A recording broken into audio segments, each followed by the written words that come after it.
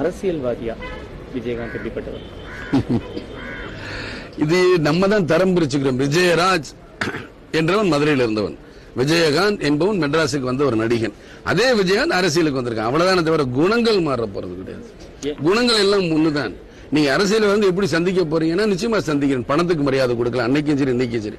பணத்துக்கு மரியாதை கொடுக்காம மக்களை நேசிக்கிறதுனால நான் அரசியலை நான் சந்திக்க முடியுது. இல்லைன்னா சந்திக்க முடியாது. நேரம் இவ்வளவு கூட்டணி கட்சிகிட்ட இருக்க போகும்பொழுது நீ நான் போவான் இருப்பான், அதெல்லாம் விரும்பலையே. அதற்கு காரணம் நான் மக்களை மட்டும் நேசிப்பவன், மக்களோட இதயங்களை மட்டும் தான் நான் நேசிக்கிறேன். என்ற நீ உங்ககிட்ட காட்டின நீ கல்யாண மண்டபத்தை இடிச்சுட்டாங்க.